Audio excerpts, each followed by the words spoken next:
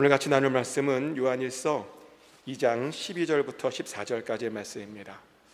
우리 짧으니까 우리 다 같이 한 목소리로 읽겠습니다. 자녀들아, 내가 너희에게 쓰는 것은 너희 죄가 그의 이름으로 말미암아 사함을 받았음이요, 아비들아, 내가 너희에게 쓰는 것은 너희가 태초부터 계신 이를 알았음이요, 청년들아, 내가 너희에게 쓰는 것은 너희가 악한 자를 이기었음이라. 아이들아, 내가 너희에게 쓴 것은 너희가 아버지를 알았음이요, 아비들아, 내가 너희에게 쓴 것은 너희가 태초부터 계신 이를 알았음이요, 청년들아, 내가 너희에게 쓴 것은 너희가 강하고 하나님의 말씀이 너희 안에 거하시며 너희가 흉악한 자를 이겼음이라. 아멘. 하나님의 평안이 여러분 심령 가운데 함께 하시기를 예수 그리스도 이름으로 축복합니다. 오늘은 좋은 교회가 온다 네 번째 시간이고요. 우리 함께 또 은혜를 나누기 원합니다. 저는 기독교 목사이지만 카톨릭 제도 중에서 좀 부러운 제도가 하나 있습니다. 아시는 분들 아시겠지만 카톨릭에는 대부 또 데모 제도라는 게 있죠. 카톨릭은 아이들에게 세례를 베풀 때 그 아이의 신앙을 일방적으로 부모에게만 다 맡기는 것은 아니고 그 부모 외에 또 성숙한 믿음을 가지고 있는 어떤 사람들을 선택해서 그 사람에게 뭐 대부나 데모로 이렇게 위탁하는 그런 제도가 있습니다. 근데 우리 생각에는 이게 굉장히 형식적인 것 같은데 그렇지 않대요. 대부와 데모는 정말 그 아이의 신앙과 영적 성장을 책임지기 위해서 굉장히 노력을 한답니다. 그 아이를 위해서 틈틈이 중보기도도 해주고 또 그 아이가 필요한 것들을 뒤에서 서포트해주는 그런 대부와 데모도 있답니다. 그래서 그 아이가 좀 바르게 성장할 수 있도록 이렇게 도와주는 그런 제도랍니다.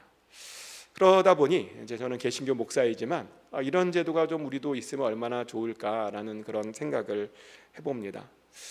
굉장히 부럽죠. 근데 저만 부러워하는 것은 아닌 것 같고요.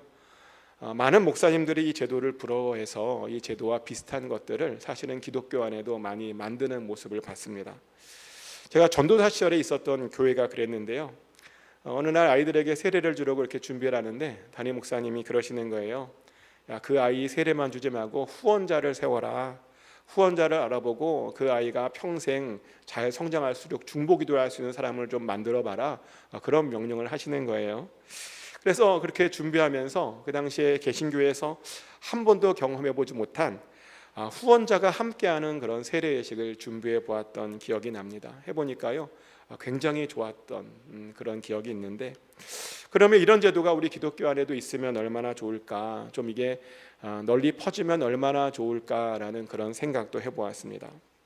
실제로요 교회 구성원들이 후원자와 피후원자로 함께 묶일 수 있다면 정말 얼마나 좋을까요? 아마 그러면 우리 사이의 관계가 굉장히 더 많은 발전과 변화가 일어날 것 같다는 그런 생각이 듭니다. 우리의 관계가 정말 가족 같은 게 아니라 가족인 그런 관계가 되지 않을까, 그런 생각도 해봅니다. 근데 사실 이런 후원자라고 하는 개념은요 초대교회에서 사실은 나오는 개념입니다. 초대교회 성도는 성도들의 그룹을 자녀 그룹, 청년 그룹, 아비 그룹 이렇게 세 개의 그룹으로 나누었죠. 우리가 아까 처음 우리가 읽었던 본문이 바로 그런 거죠. 참 재미있는 것은 뭐냐면 이 그룹이 나이로 갈라진 건 아닌데 마치 나이처럼 자녀, 청년, 아비 그룹으로 이렇게 나누어졌다는 겁니다. 그러면서 우리가 아까 읽었던 본문에 보면 각 그룹의 특징들에 대해서 나오죠. 자녀 그룹이란 어떤 그룹이냐면 이제 막 예수님을 믿기 시작한 사람들의 모임이랍니다.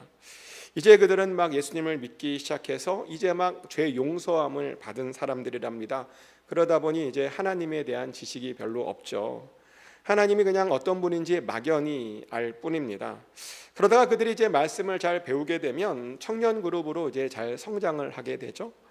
그런데 이제 청년 그룹으로 성장하게 되는데 그럼 청년 그룹은 어떤 자들이냐면 악한 자들을 이긴 경험이 있는 자들이라고 우리가 아까 읽었던 본문에서 이야기합니다. 이 그룹의 청년 그룹에 있는 사람들은요 사탄의 방해에 더 이상 흔들리지 않는 사람들이랍니다. 사탄의 거짓말에 잘 속지 않는 사람들이랍니다. 이것이 바로 자녀 그룹과 아주 큰 차이가 있는 거죠. 사실 자녀 그룹에 있는 사람들은요, 사탄의 방해에 얼마나 많이 흔들리는지 모릅니다. 근데 그렇게 사탄의 방해에 흔들리는 이유는 그들이 믿음이 연약하기도 하지만 사실은 사단이 그들을 놔주고 싶지 않기 때문이죠.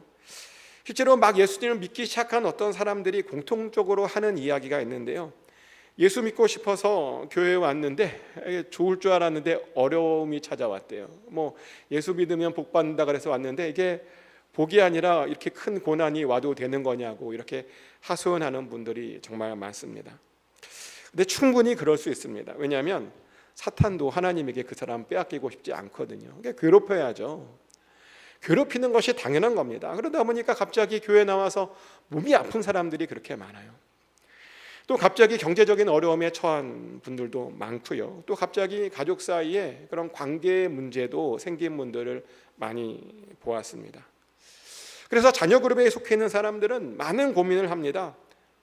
이렇게 어려움이 찾아왔는데도 계속 교회를 다닐 것인가 말 것인가 계속 고민을 합니다. 근데 그럼에도 불구하고 흔들리지 않고 계속 이 길을 가는 사람들은 결국 성장하게 되고요. 그래서 싸움에서 이기게 되고, 그래서 마침내는 청년 그룹에 들어가게 됩니다. 그리고 그렇게 청년 그룹에서 잘 보내고 더 훈련받으면 드디어 이제 영적인 아비 그룹에 들어갈 수 있죠. 영적 아비의 단계에 올라가면요, 이제 아이 때 알았던 하나님에 대한 지식이 더욱더 확장됨을 경험하게 됩니다. 아이 때는 하나님에 대해서 단편적으로 알았다면 아비들은 이제 창조주 하나님에 대해서 구체적인 것을 알게 됩니다. 창조주 하나님의 뜻과 계획을 알게 되고, 하나님께서 이 세상을 어떻게 통치하시는지를 알게 되고, 하나님의 목적과 하나님의 비전을 알게 되죠. 그러면서 동시에 이 아비 그룹에 있는 사람들은 다른 사람들을 후원할 수 있는 그런 후원자가 되죠. 영적인 어린 다른 사람들을 돌볼 수 있는, 도와줄 수 있는 그런 사람이 된다는 것입니다. 초대교회는 이렇게 세 그룹으로 묶여 있었고요. 이렇게 세 그룹이 한 가족을 이루었습니다. 근데 안타깝게도 이제 역사가 교회가 이제 계속 진행되면서 교회 안에 있던 이런 구조가 깨어져 버렸습니다. 사람들을 훈련하고 양육하고 무장시키고 후원하는 관계가요, 많이 깨져 버렸어요. 그래서 교회 안에 더 이상 그런 모습들이 이렇게 잘 보이지를 않습니다. 그러다 보니 어떤 교회 가면 아비의 단계에 있는 사람이 사람들을 돌보는 것이 아니라 아이가 아이를 돌보는 그런 이상한 현상들을 보게 되죠. 꽤 많은 교회가요, 아이가 또 다른 아이를 돌보고 있더라는 겁니다. 물론 어떤 때는요, 많은 훈련을 받지 않았지만 다른 사람들을 잘 돌보는 그런 사람들이 있긴 합니다. 훈련받지 않았는데 어떻게 은사를 주셔서 다른 사람들을 잘 케어하는 사람들도 있습니다. 있는 걸 알고 있는데요. 그리고 사실 우리가 그런 경험들을 이미 우리가 자녀들을 키우면서 또 했죠. 아이들을 키울 때를 보면 큰애도 아이인데 동생들을 잘 돌봤습니다. 저희 아이도 큰애가요, 아이였는데 그 아이가 동생들을 잘 돌보더라고요. 그리고 동생들은 큰애가 하는 모습들을 잘 따라하면서 또 잘 성장하기도 했습니다. 그런 것을 보면 아이도 아이를 잘 키울 수 있을 것 같아 보이기도 합니다. 그래서 어떤 사람은 맡기죠, 아이들에게. 근데요, 그렇게 하면 사실 큰일 납니다.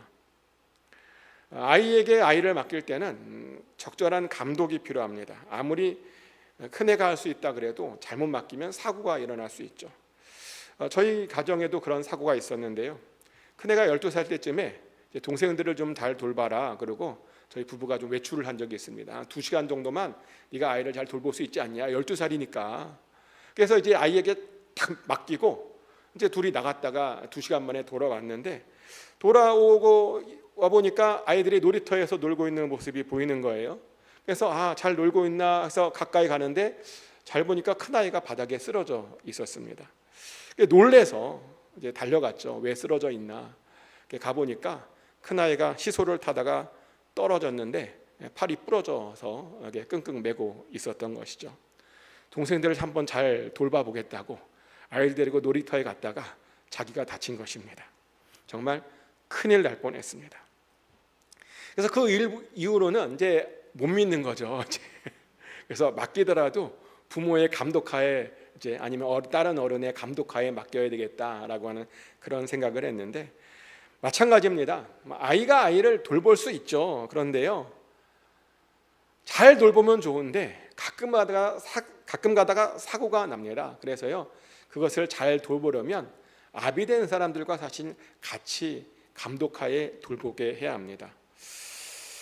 만약 그렇게 하지 않고 아이가 아이를 돌보게 하면, 자녀가 자녀를 돌보게 하면요, 자칫하다가는 둘 다 시험에 들 수 있습니다. 둘 다 실족해서 하나님을 떠날 수 있습니다. 그래서 함부로 사실은 맡기면 안 되는 겁니다. 그래서 예수님께서도 그것을 이렇게 경고하셨죠. 마태복음 15장 14절 말씀인데요, 그냥 두라, 그들은 맹인이 되어 맹인을 인도하는 자로다. 만일 맹인이 맹인을 인도하면 둘이 다 구덩이에 빠지리라 하시니. 아멘. 가끔 보면 맹인이 맹인을 인도하는 사람이 있답니다. 그리고 그렇게 되면요, 둘 다 구덩이에 빠질 수 있다라고 예수님께서 경고하셨습니다. 그래서 우리는 맹인이 맹인을 인도하게 두면 안 됩니다. 빨리 아비가 되어야 하고 아비들에게 맡겨야 됩니다. 근데 아비가 되려면요, 일단 이겨야 되고요, 그리고 훈련을 잘 받으셔야 됩니다. 아비가 되고 싶어 하는 분들은 정말 주 안에서 훈련을 잘 받아야 됩니다. 하지만 안타까운 것은 요즘 많은 분들을 보면요, 훈련받는 것을 별로 좋아하지 않는 그런 경향이 있습니다. 뭐라고 말하냐면, 교회 다니면서까지 꼭 훈련을 받아야 되냐고, 이미 충분히 받은 것 같다고. 그런데요, 훈련을 받지 않으면 교회가 가지고 있는 그 전통들이 사라집니다. 교회 안에는 굉장히 아름다운 전통들이 많거든요. 그게 전수되는 전통들이 있는데요, 그런 아름다운 전통들이 사라질 수 있습니다. 그러다 보니 또 그렇고, 어떤 일이 벌어졌냐면, 자기가 알고 있는 것이 전부라고 생각하는 그런 이상한 신앙을 갖게 될 수가 있습니다. 근데 더 큰 문제는 뭐냐면요, 훈련받지 않으면 이 교회가 교회인지 세상인지 도통 구분되지 않을 수도 있습니다. 실제로 어떤 교회 가보면 굉장히 교회가 세속적인 것 같다라고 하는 느낌을 주는 교회들도 있습니다. 교회인데도요, 효율성, 효용성에 최고의 가치를 두고 효율적이지 않으면 쓸모가 없다라고 말합니다. 이익이 되지 않으면 하지 않겠다라고 말하는 사람들이 교회 안에도 있더라는 겁니다. 근데 죄송하지만 교회는 세상과 다릅니다. 교회는요, 효율성이 중요하지 않는 곳입니다. 교회는 이익이 중요한 곳이 아닙니다. 교회는 뭐가 중요하냐? 교회는 공동체 그 자체가 가장 소중한 목표입니다. 하나님의 나라가 바로 가장 최고의 목표라는 겁니다. 그래서 그 공동체를 위해, 하나님의 나라를 위해서 우리가 자발적으로 손해보는 것이, 기꺼이 손해보는 것이 바로 교회입니다. 그러다 보니 종종 우리가 비효율성을 추구하기도 합니다. 교회가 얼마나 비효율적이에요. 많이 아시잖아요. 교회는 비효율적인데 원래 그런 겁니다. 공동체를 목적으로 하다 보니 그렇게 가끔 비효율적일 수도 있다는 겁니다. 그래서요, 아비가 되려고 하는 자들은 사실 다른 훈련이 아니라 그런 비효율을 훈련받아야 됩니다. 어떻게 하면 우리가 공동체를 이루고 하나님의 나라를 이룰 것인가, 그것에 대해서 우리가 집중적으로 훈련받아야 합니다. 그래야 우리가 좋은 교회가 될 수 있는 것입니다. 어떻게 좀 훈련 받고 싶은 마음이 드셨습니까? 그럼 정말 다행인데, 이렇게 말해도 어떤 사람은 끝까지 말을 안 듣는 그런 사람들이 있어요. 뭐라고 말하냐면, 자기가 그래서 아비그룹 같은 거 되고 싶지 않았다고, 그럴 줄 알았다고, 자기는 누군가를 후원하고 도와주는 사람 되고 싶지 않다고, 자기는 자기 인생만 해도 너무 벅차고 내 인생의 문제만 해도 너무 벅차서 다른 사람을 돌볼 여유가 없다고, 그리고 귀찮다고, 바쁘다고, 나는 능력도 없다고 그렇게 말을 하는 사람들이요, 정말 많습니다. 온갖 핑계를 다 대며 거부를 합니다. 그런데요, 인생에서 성공하고 싶으면 반드시 누군가를 후원할 줄 아는 아비가 되어야 합니다. 성공하고 싶잖아요. 혹시 실패하고 싶으신 분 계십니까? 성공하고 싶으면 누군가를 후원하고 도와주는 그런 사람이 되어야 한다는 겁니다. 실제로 성공이 뭐냐? 인생의 성공에 대해서 스타워즈 감독인 조지 루카스가 이런 말을 했더라고요. 되게 좋은 말이던데 한번 제가 읽어드리겠습니다. 성공은 내가 주변 사람들을 얼마나 밟고 올라섰느냐에 좌우되는 것이 아니다. 주변 사람들을 얼마나 끌어올려 주느냐에 달려 있다. 그렇게 하는 과정에서 사람들은 나를 끌어올려 주었고 나도 그렇게 주었다 라는 말을 했어요. 예. 성공한 감독이죠. 근데 자기가 어떻게 성공했느냐 봤더니 다른 사람들이 자기를 끌어올려 주었고, 그리고 자기도 누군가를 끌어올려 주었더니 성공하게 되었다라는 것이죠. 근데 이런 조지 루카스만 이런 말을 한 것은 아니고요. 플라톤도 이와 비슷한 말을 했는데 뭐라고 말했냐면요, 남을 행복하게 해줄 수 있는 사람만이 행복을 얻을 수 있다라는 말을 했어요. 다른 사람의 행복을 도우면 자연스럽게 나도 행복을 얻을 수 있다라는 것이죠. 행복하고 싶잖아요. 간단합니다. 다른 사람의 행복을 도우면 내가 행복해진다는 겁니다. 근데요, 신앙에서의 성공도 이 법칙이 그대로 적용됩니다. 다른 사람들을 후원하고 그 사람의 성장을 도우면 나의 믿음 또한 크게 성장하게 됩니다. 신기해요. 누군가를 도우면 나도 같이 성장하게 된다는 겁니다. 그래서 우리는 반드시 누군가를 돕는 그런 후원자가 되어야 합니다. 그리고요, 사실 후원자가 되어야 하는 이유들이 더 있는데요, 우리가 후원자가 되어야 되는 이유는 우리가 가족이기 때문이죠. 가족이 어떤 관계입니까? 서로를 이끌어주는 존재들입니다. 서로가 잘 되는 걸 바라며 도와주는 그런 존재들입니다. 서로를 끝까지 책임져주는 그런 존재가 바로 가족입니다. 근데 또 이렇게 말했더니 어떤 분은 또 이런 이야기를 또 해요. 아유, 우리 가족은 안 그런데요. 우리 가족의 모토는 각자 도생이래요. 각자 도생이란 말 아시나요? 서로 도와주지 말고 각자 알아서 잘 생존하자, 뭐 이런 거. 각자 열심히 잘 살면 된다. 우리 서로 도움 받으려고도 하지 말고 도와주지도 말자. 그런데요, 지금은 그런 말 하지만 나중에 보면 남는 게 결국 가족밖에 없더라고요. 나이 들어서 남는 게 가족밖에 없더라고요. 그래서 교회도요, 그런 가족이 되어야 합니다. 가족 같은 공동체가 아니라 진짜 가족이 되어야 합니다. 근데 그러기 위해서 바로 우리가 서로에게 후원자가 되어 주어야 한다는 겁니다. 또 우리가 또 그래야 되는 이유가 또 있는데요, 우리가 그래야 예수 그리스도의 몸이 될 수 있기 때문입니다. 몸 안에 있는 지체들은 어떤 능력이 있냐면 서로가 서로를 돕는 능력이 있습니다. 그래서 서로 도와서 생존하게 하는 거예요. 어떤 한 지체만 나 혼자만 살겠다 그러는 지체가 하나도 없습니다. 각자 서로가 서로를 도와줘서 다 같이 살게 하는 그런 능력을 갖고, 그런 의무를 갖고 있죠. 만약 도와주지 않으면 그 몸은 죽게 됩니다. 그래서 우리도요, 지체잖아요.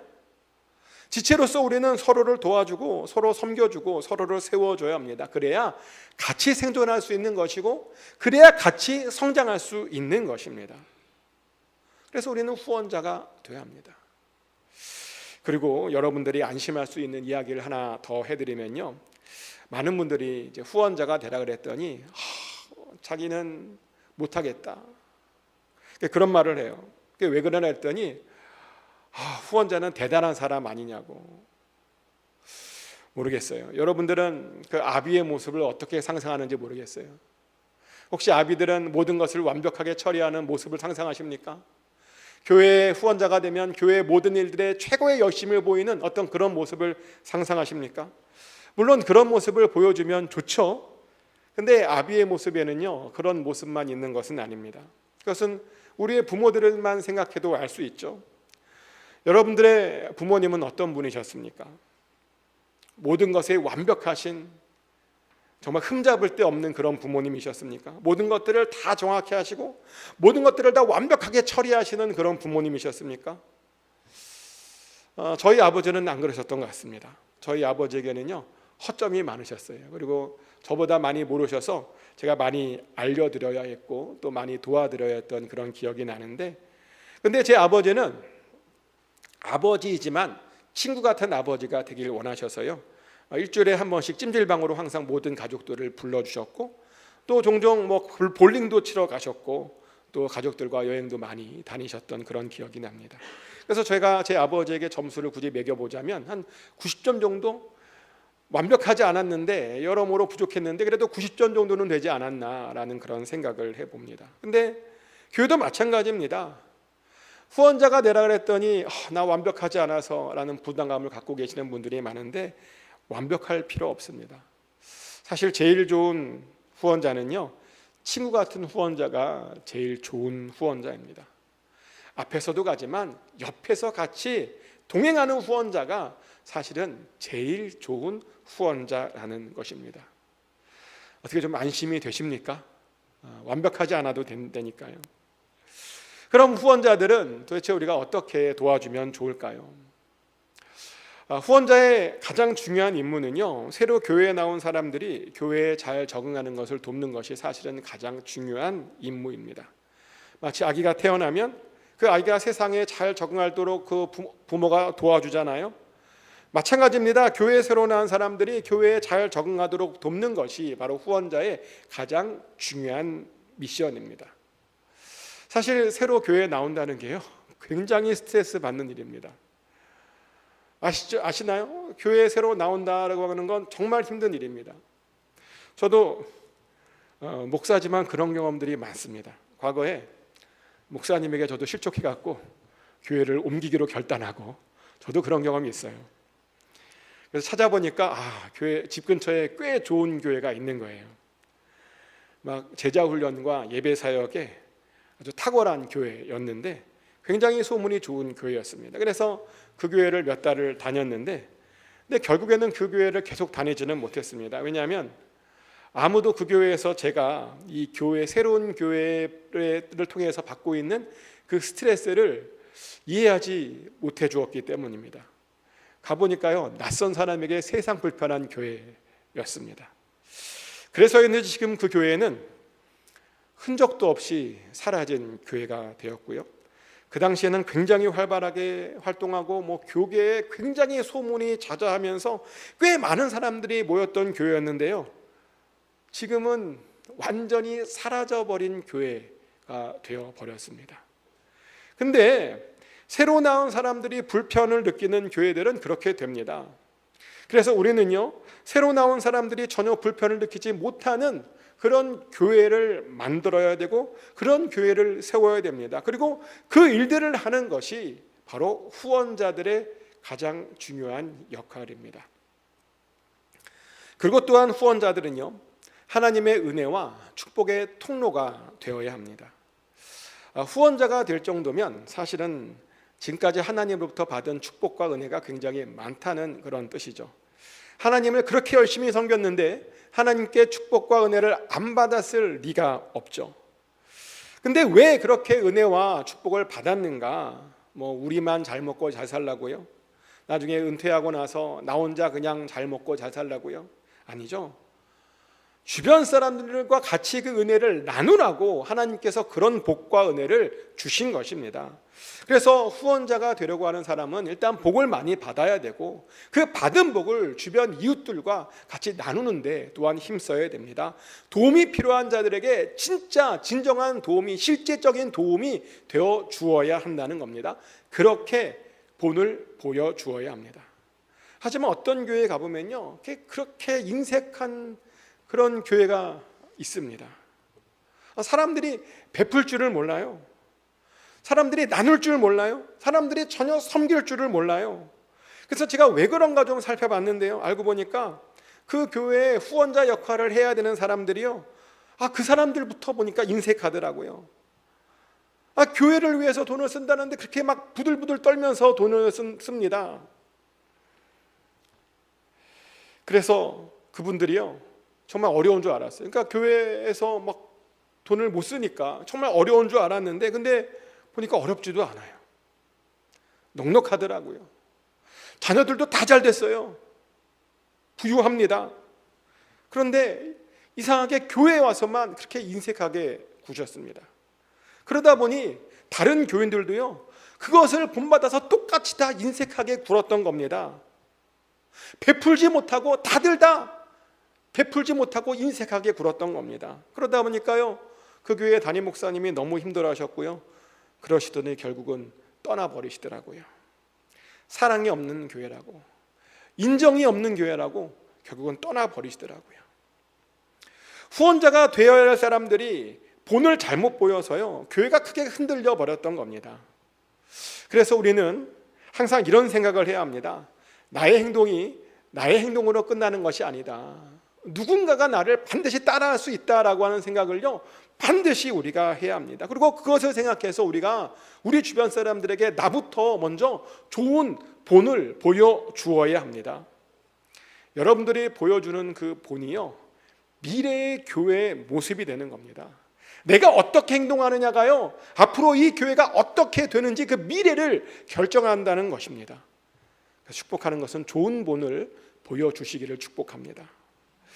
그리고 또 우리는요, 누군가를 후원자로 섬기면서 사실 실패할 그런 걱정이나 염려를 할 필요는 없습니다. 때로는 우리가 열심히 섬겼음에도 불구하고 어떤 사람들은 교회를 떠나가더라고요. 정말 열심히 도와주었는데 또 이런저런 일로 교회를 떠나가는 분들이 있습니다. 그래서 그런 일이 있을 때면 많은 분들이 어떤 좌절과 배신과 실망의 감정을 갖게 되는 그런 경우도 있죠. 그런데요, 제가 자신 있게 말하는데 최선을 다했다면 그것은 절대로 실패가 아닙니다. 내 양심에 최선을 다해서 거릴 거 없이 최선을 다해 섬겼다면 실패했더라도 낙심할 필요가 없습니다. 오히려 그 실패는 우리를 더 성장하게 만들어줍니다.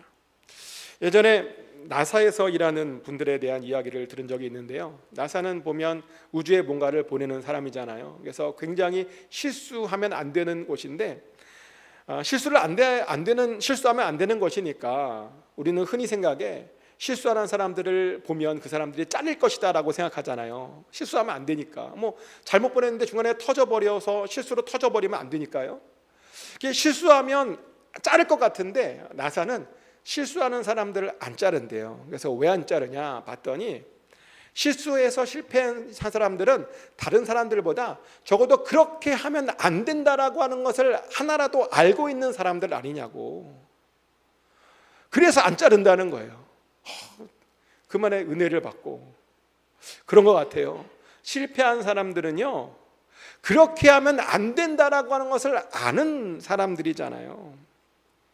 실패가 나쁜 것이 아니라는 겁니다.